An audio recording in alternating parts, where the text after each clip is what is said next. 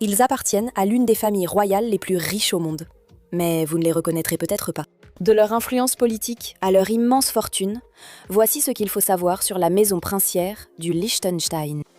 Peu connue, les Liechtenstein figurent parmi les familles royales les plus riches du monde. En 2026, le Brussels Times estime leur fortune entre 5,3 et 10,7 milliards de dollars. À titre de comparaison, le roi Charles aurait une fortune estimée à environ 850 millions de dollars. Mais le manque de transparence de la famille royale rend difficile de déterminer exactement la richesse de Charles. Quant à l'origine de l'immense fortune de la famille Liechtenstein, eh bien, les membres de la famille royale disposent de plusieurs sources de revenus, toutes très lucratives. Les activités financières ont enrichi la principauté, qui compte de nombreuses banques, conseillers financiers et fiduciaires. Le principal revenu de la famille provient du groupe de banques privées et gestion d'actifs qu'elle détient, LGT Group. Fait rare, c'est le seul au monde encore détenu par une famille royale, ce qui explique sans doute leur grande richesse. Outre leur organisation bancaire privée, les Liechtenstein détiennent aussi un important portefeuille de propriétés foncières, d'entreprises forestières et agricoles. Si la fortune des Liechtenstein ne vous rendait pas jalouse, ceci le fera. Le monarque ne paie aucun impôt sur son immense revenu. Ne pas payer d'impôts peut sembler injuste.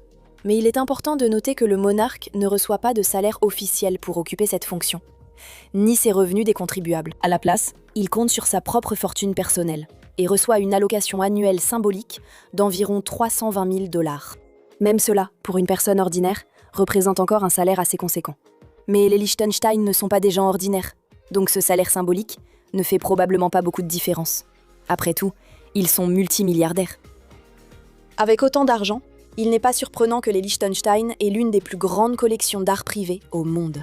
Les collections princières, rassemblées au fil des siècles, comptent environ 700 sculptures et 1600 peintures, dont des œuvres de Raphaël et Rembrandt. L'ancien directeur des collections princières, le docteur Johann Krafner, a déclaré à LGT Wealth Management que les collections princières sont la seule collection d'art privé dont les origines remontent à plus de 400 ans, et qui a été constituée et constamment enrichie au cours de cette longue période.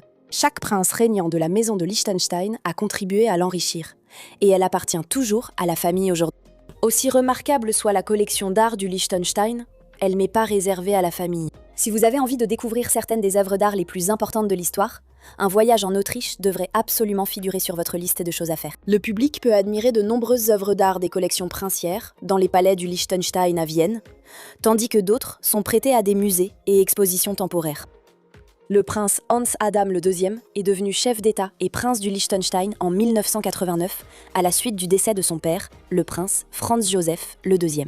Il est né le 14 février 1945 à Zurich, en Suisse, et a grandi au château de Vaduz, situé dans la capitale du Liechtenstein. Même si le prince vit dans un château à 100 mètres au-dessus de la vallée, il entretient une relation très proche, naturelle et informelle avec le peuple.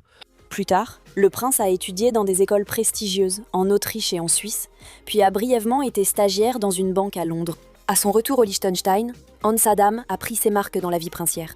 Depuis son accession au trône, Hans Adam a reçu un fort soutien des citoyens du Liechtenstein. Mais son règne n'a pas été totalement exempt de scandales. Il a parfois fait l'objet d'un examen minutieux, en raison d'enquêtes sur l'évasion fiscale, ainsi que de certains commentaires controversés sur la Seconde Guerre mondiale. Hans Adam et sa défunte épouse, la comtesse Marie Kinski, ont eu 4 enfants. Le premier enfant du couple, le prince Alois, est né le 11 juin 1968. Et 1 an plus tard, ils ont accueilli un autre fils, le prince Maximilien. Le couple a eu 2 autres enfants, le prince Constantin, né en 1972, et la princesse Tatiana, née 1 an plus tard. Alois est l'actuel prince héréditaire et héritier du Liechtenstein. Comme son père, Alois a 4 enfants, qu'il a eus avec son épouse, Sophie. Le prince Joseph Wenzel, fils aîné d'Alois et Sophie, est second dans la succession au trône. Né en 1995, il a obtenu son diplôme du Malvern College en Angleterre, puis pris une année sabbatique, travaillant au Sénat des États-Unis et voyageant au Pérou et en Bolivie. La deuxième enfant d'Alois, la princesse Marie-Caroline, est née en 1996 et a également étudié au Malvern College. Elle a étudié à la Parsons School of Design à Paris et New York, puis s'est installée à Londres pour travailler dans la mode. En 2025, elle a épousé Leopoldo Maduro Vollmer, un banquier d'investissement vénézuélien, lors d'un somptueux mariage royal. Le prince Georges Antonius, né en 1999, est le 3e enfant d'Alois. En 2025, George a fait naître des rumeurs de romance royale, après qu'une image a semblé le montrer avec la princesse Élisabeth de Belgique. Le potentiel d'une histoire d'amour de conte de fées a vite été détruit, car l'image s'est révélée fausse. Le plus jeune des 4 enfants d'Aloïs, le prince Nicolas, est né en 2000 et est resté plutôt discret. Contrairement à la famille royale britannique, qui a modifié ses règles de succession pour permettre aux filles de conserver leur place dans l'ordre de succession quel que soit leur rang de naissance, le Liechtenstein est la seule monarchie européenne à avoir une succession exclusivement masculine. Cela paraît être une règle royale dépassée, non ? Le caractère discutable de cette succession uniquement masculine n'est pas passé inaperçu. En fait, en 2004, un comité des Nations Unies a critiqué le Liechtenstein pour avoir exclu les femmes de la succession au trône. Malheureusement pour les femmes, rien n'a changé. Hans Adam ayant défendu la loi en arguant qu'elle est antérieure au Liechtenstein. Dans le cas de la lignée de succession actuelle, la lignée exclusivement masculine n'a pas trop d'impact, puisque l'aîné de Hans Adam est son fils. Ses 3 fils sont ensuite 2e, 3e et 4e dans l'ordre de succession. Le prochain dans la lignée est l'oncle des frères et sœurs, le prince Maximilien. Le Liechtenstein a pris son nom actuel en 1719 et n'est devenu totalement indépendant qu'en 1866. Sans son prince, le Liechtenstein ne serait qu'un village agricole. Cependant, l'arbre généalogique de la famille Liechtenstein remonte bien plus loin. Le nom a été utilisé pour la première fois par Hugo von Liechtenstein en 1136. Il doit son nom au château de Liechtenstein, situé en Basse-Autriche près de Vienne, encore existant aujourd'hui. Ce nom a perduré quelques années après le XIIe siècle. Mais au XIIIe siècle, certains des Liechtenstein de l'époque se sont séparés et se sont établis en tant que branches ruraux et Petronella. Cependant, les 2 dernières branches n'ont pas duré longtemps, car elles se sont toutes éteintes à la génération suivante. Néanmoins, le nom Liechtenstein a été perpétué par d'autres, et le pays est devenu une principauté indépendante au XVIIIe siècle.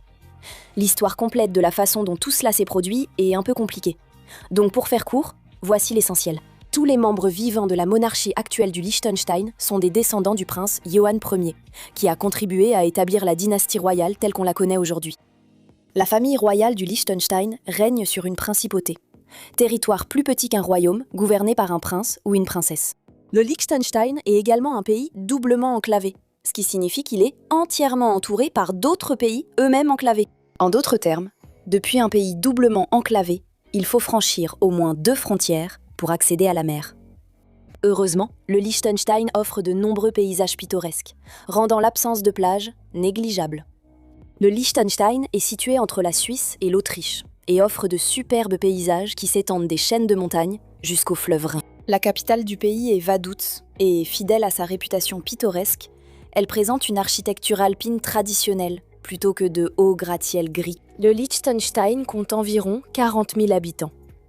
Sa langue officielle est l'allemand, que vous entendrez à la télévision lors de votre visite.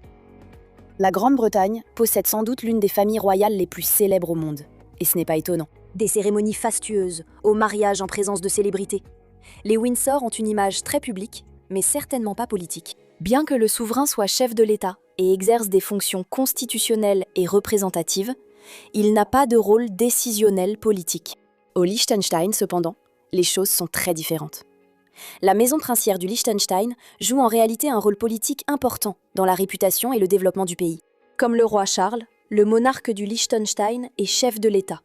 Mais il dispose d'un pouvoir politique bien plus grand, incluant la politique étrangère, l'approbation du Parlement et la nomination des juges. L'assentiment du chef de l'État est également requis pour la validité de toute loi. S'il ne l'accorde pas, cela est considéré comme un refus. Bien que Hans Adam soit le chef de l'État légal, il ne participe plus aux décisions gouvernementales quotidiennes depuis des décennies. C'est parce qu'il a nommé son fils, Aloïs, comme régent en 2004. La plupart des gens changent souvent d'emploi. Mais il est rare qu'un prince menace de quitter la vie royale. Cela est pourtant déjà arrivé. Le roi Édouard VIII a abdiqué pour épouser Wallis Simpson, tandis que le prince Harry s'est retiré de ses fonctions royales quelques années après avoir épousé Meghan Markle. La décision que j'ai prise pour ma femme et moi de nous mettre en retrait n'est pas une décision que j'ai prise à la légère. En 2011, le prince Aloïs a également envisagé de quitter la vie au palais. Aloïs détient un droit de veto politique au Liechtenstein, mais il a divisé la population en voulant bloquer une initiative de dépénalisation de l'avortement. L'année suivante, la principauté a tenu un référendum sur le maintien du droit de veto politique de la monarchie. Aloïs, déclarant qu'il démissionnerait si le vote passait. Aloïs a déclaré au Parlement le 1er mars 2012 que la famille royale n'était pas disposée à assumer ses responsabilités politiques, à moins que le prince ne dispose des outils nécessaires. Si le peuple n'est plus ouvert à cela, alors la famille royale ne voudra plus assumer ses responsabilités politiques et se retirera complètement de la vie politique. Heureusement pour Aloïs, cependant, son pouvoir a été réaffirmé lors du référendum, lorsque 76% ont voté pour qu'il conserve son droit de veto politique. Le château de Vaduz est la résidence principale de Hans Adam. Le château remonte au XIIe siècle, mais il n'est devenu la propriété de la maison de Liechtenstein qu'en 1712. Après des siècles de délabrement, le château a été restauré au début du XXe siècle, et la famille royale y a établi sa résidence permanente en 1939. Le public adore se demander à quoi ressemble vraiment l'intérieur d'une résidence royale. Et bien que le château de Vaduz soit un monument très visible dans la capitale grâce à sa position sur la colline, il n'est pas ouvert au public. Ainsi, on connaît peu son intérieur. Mais une fois par an, les habitants peuvent profiter du château, ou du moins de ses jardins. Le jour de la fête nationale, une réception officielle se tient sur la pelouse du château, suivie d'un cocktail dans la roseraie et d'un feu d'artifice.